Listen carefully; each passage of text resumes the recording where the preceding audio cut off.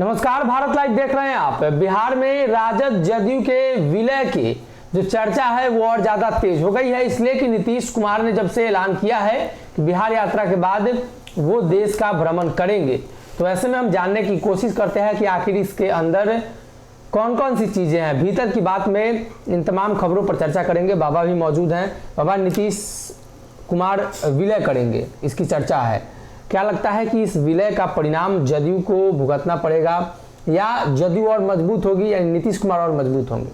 नीतीश कुमार ने तो कह दिया कि विलय नहीं करने जा रहे हैं, लेकिन अब ये खबर आ रही है कि नीतीश कुमार ने जो कहा है वो सिर्फ त्वरित बात कही है जी, तत्कालीन बात कही है, और इस जो विवाद होने वाला था उस विवाद पर ठंडक हो जाए, ये विवाद थोड़ी देर के लिए दब जाए, इसके लिए उन्होंने ये बात कही है। विलय की जहाँ तक बात है कि आप समझ सकते हैं कि सबसे बड़ी बात यह है सनी कि नीतीश कुमार के पास बचा क्या है जी। भाजपा जो उनके साथ मजबूत साथी के रूप में थी, उसका साथ छूट गया है। तेजस्वी यादव एक मजबूत साथी के रूप में उनके साथ आ रहे थे, लेकिन वहाँ शर्तें दूसरी है। शर्तें हैं कि तेजस्वी यादव को उनको मुख्यमंत्री बनाना होगा जी। तो नीतीश कुमार अगर नहीं बनाते हैं तो उनका सत्ता से बाहर होना लगभग तय है। तो विकल्प उनके पास क्या बचा है जी। भाजपा ने तो साफ कह दिया है कि अब उनकी एंट्री नहीं होगी, क्योंकि उनके विरोधियों का एक बड़ा कुनबा जो है वो भारतीय जनता पार्टी की तरफ शिफ्ट कर रहा है जी। तो ऐसी स्थिति में नीतीश कुमार के पास विकल्प विलय के सिवाय कुछ नहीं है। टरटराते रहे अगर टरटराना है उपेंद्र कुशवाहा को तो, लेकिन नीतीश कुमार की पार्टी का विलय फिक्स है। और नीतीश कुमार के जो किचन कैबिनेट के लोग हैं वो इसकी पूरी समझ ले तैयारी शुरू कर दी है। कौन मुख्यमंत्री बनेगा, कौन उप मुख्यमंत्री बनेगा, सारा एकदम प्लान जो है ना, रोज कागज पे लिखा जाता है, फाड़ा जाता है, रोज लिखा जाता है, फाड़ा जाता है। कभी एक सवर्ण को लेने की बात होती है तो ललन सिंह का नाम आ जाता है कि ललन सिंह उप मुख्यमंत्री बनेंगे। दलित की बात आती है तो अशोक चौधरी का नाम सामने आ जाता है। उपेंद्र कुशवाहा का नाम ही कहीं नहीं है, तो निश्चित रूप से उपेंद्र कुशवाहा इस टीम का हिस्सा नहीं है, तो उनका विरोध करना भी बनता है। लेकिन जो बातें सामने आ रही है उसमें विलय पूरी तरह से फिक्स नजर आ रहा है। और इसमें सबसे बड़ी बात जो अगले स्टेज में हम बोलने जा रहे हैं वो नजर आएगा कि बहुत कुछ बदला है। नीतीश कुमार के इस बयान के बाद तल्खी बढ़ गई थी जेडीयू और आरजेडी के बीच में, लेकिन अचानक से सब नरमी आना इस बात की तरफ इशारा कर रहा है कि भीतर में विलय की पूरी तैयारी दोनों तरफ से हो गई है जी। जगदा बाबू ने बदलाते और जगदानंद सिंह तो अभी तक नीतीश कुमार को लेकर जो बयान दे रहे थे, क्या लगता है कि उसमें अब बदलाव आएगा? यही वो बात है जो हम पिछले सेगमेंट में कहना चाह रहे थे। हम यही कहना चाह रहे थे कि जगता बाबू का तेवर बदलना इस बात की तरफ इशारा कर रहा है और मजबूत कर रहा है हमारे जो कयास हैं या फिर हमारा जो सूत्र बता रहा है उसको, कि जगता बाबू ने अपना तेवर बदल लिया है। भले सुधाकर सिंह लगातार हमला कर रहे हों, और सुधाकर सिंह के हमला को भी एक स्ट्रेटजी के तहत देखा जा रहा है जी। अगर ये स्ट्रेटजी नहीं होती तो सुधाकर सिंह इतना लंबा नहीं चलते।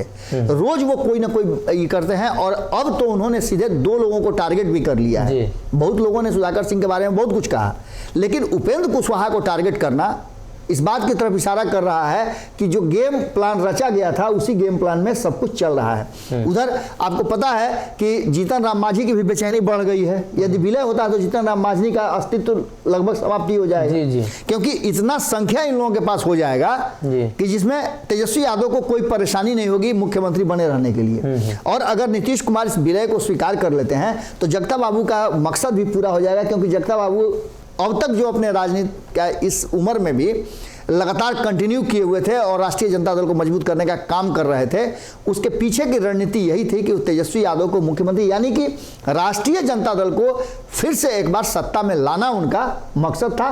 और सत्ता में लाने का मतलब था कि मुख्यमंत्री जो है राष्ट्रीय जनता दल का हो। तो निश्चित रूप से उनका जब ये मकसद पूरा हो जाएगा तो वो इसके लिए अपनी तैयारी भी करेंगे, और उनके तेवर बदले हुए हैं। जिस तरह से उन्होंने कहा है कि नीतीश कुमार तैयार हैं, केंद्र की राजनीति करेंगे, दही का टीका लगाने की तैयारी हो रही है।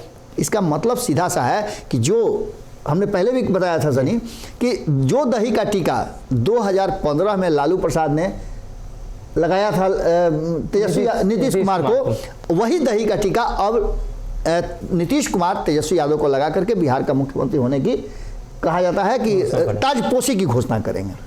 भाजपा का plan leak, Bharatiya Janata party Bihar में 40 सीट पर जीतने का प्लान बना रही है। देखिए, भाजपा का प्लान बहुत सोच समझ के बनाया गया था और बहुत बारीकी से प्लान बनाया गया था। लेकिन धीरे धीरे करके देखिए, कहा जाता है कि दीवारों के भी कान होते हैं। अब ऐसी स्थिति में आप एक चीज समझ सकते हैं कि भारतीय जनता पार्टी का जो सूत्र है वो बिहार के और केंद्र के में दोनों में अंतर जरूर है। जहां एक तरफ ये बातें कही जाने लगी कि सुशील मोदी केंद्र से आए हैं और नीतीश कुमार के विरोध में उनका बयान होगा, लेकिन वो भी धीरे धीरे ठंडा पड़ने लगे हैं। लेकिन जो केंद्र से बनाई गई रणनीति है, उस रणनीति में कहा यह जा रहा है कि 14 तारीख के बाद बहुत कुछ देखने को मिलेगा और इसी महीने के अंत में एक बड़ी बैठक होने जा रही है, बड़ा एक मंत्रणा होने जा रहा है, जिस मंत्रणा में भारतीय जनता पार्टी ने कई लोगों को बुलाया है। इस बीच में हम बहुत जल्दी चाहेंगे कि आप उस खबर को भी जनता के बीच में रखें कि 1 दर्जन से ज्यादा कौन से ऐसे नेता हैं जो भाजपा के साथ अपना फाइनल कर चुके हैं, पूरी तैयारी हो चुकी है।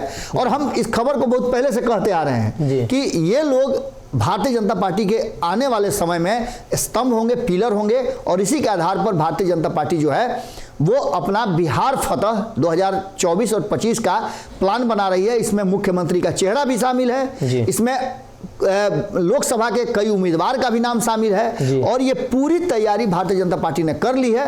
इसका जल्दी ही खुलासा सनी आपको बताएंगे कि भारतीय जनता पार्टी का जो ये प्लान है वो लीक हुआ है, तो इसके लीक होने में कौन कौन सी बातें लीक हुई है, भारतीय जनता पार्टी कहां प्लान को जान करके लीक कर गई है। जी, कुशवाहा की सफाई, क्या आप जदयू से पूरे कुशवाहा की सफाई की बात कर रहे हैं या सिर्फ सिंगल उपेंद्र कुशवाहा की?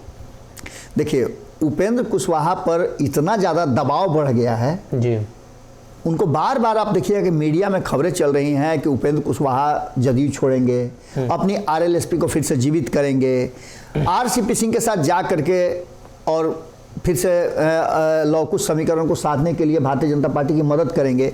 ये सारी बातें लगातार चल रही हैं और इन बातों से लगातार इनकार उपेंद्र कुशवाहा करते आ रहे हैं। यहाँ तक कि उन्होंने अपनी पार्टी का स्थापना, देखिए पार्टी का स्थापना दिवस कहने पर उनको गुस्सा भी हो सकता है जी, लेकिन आरएलएसपी का स्थापना दिवस 3 जनवरी को है और 3 जनवरी को ही सावित्रीबाई फुले का जयंती भी है जी। ये अक्सर मनाते आए हैं और 21 में जब वो जदयू में अपने पार्टी का विलय किए थे तब बड़ी धूमधाम से मनाया गया था। तब भी उनसे पूछा गया था कि आप विलय करने जा रहे हैं, तो उन्होंने बड़ी गुस्से में कहा था कि ये सब खबर आप लोग कहाँ से ले आते हैं जी, ऐसा कुछ भी नहीं है, हम क्यों विलय करेंगे। और अब वो कह रहे हैं कि हम क्यों पार्टी को जिंदा करेंगे जी। पर आप ही लोगों ने पूछा जी कि इस तरह की बातें चल रही हैं, बोले कि कुछ मीडिया के लोग हैं जो बदनाम करने की कोशिश करते हैं और उसमें सबसे ज्यादा टारगेट पर उनके भारत लाइव है जी, क्योंकि हमने तो बहुत सारी चीजें ऐसी कर दी हैं और हमारे साथ कई लोगों के संबंधों को लेकर के भी उपेंद्र कुशवाहा को इस बात का गुस्सा है। तो सवाल ये उठता है कि उपेंद्र कुशवाहा अब सफाई नहीं देंगे तो कब देंगे। विलय का उन्होंने कहा, नीतीश कुमार उनकी बात नहीं माने, यात्रा में निकले तो लव कुश समीकरण के अपने छोटे भाई को लेकर के नहीं निकले, यात्रा में जब इनको भेजे तो कोई इनके साथ नहीं था, अकेले ही यात्रा किए।